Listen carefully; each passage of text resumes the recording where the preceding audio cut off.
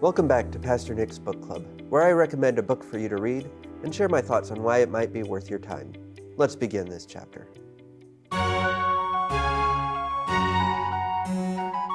Our book for this month is Timothy Keller's Hidden Christmas, The Surprising Truth Behind the Birth of Christ.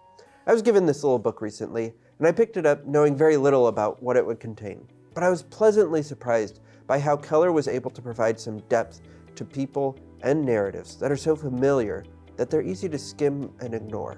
In the introduction to this book, Keller tells us that his hope for this work is that he would be able to draw out the truth about Christmas, revealing God's promises that often get hidden by the pageantry of the world. And he does this by taking 8 different biblical passages and talking not just about their Christmas implications, but also their role in the larger life of faith of the Christian. And the first place that Keller sends us is to Isaiah 9, where we hear the messianic promise of Jesus coming. Through this chapter, Keller sets the tone for the whole book by showing us first the darkness, the brokenness of the world, but then by showing us the real hope that Christmas brings. In the next chapter, Keller talks about Jesus' human lineage by using his genealogy, and his divine lineage in the chapter after by using the narrative of Joseph. In the next 3 chapters, Keller talks about how different people reacted to the coming of Christ: Herod, Mary, and the shepherds.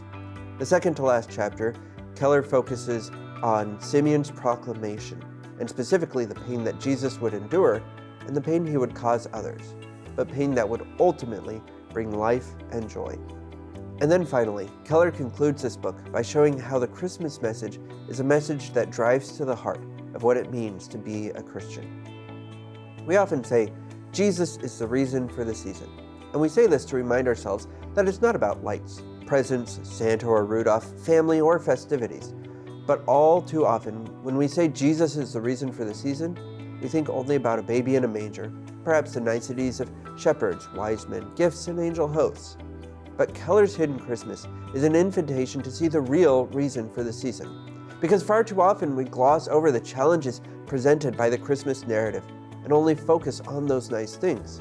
But the baby in the manger is the promise of a cross and an empty tomb. Christmas is about more than just Christmas. It's about us as God's people living broken in a world of sin, but living in the promises of so much more that God offers us in the babe in the manger.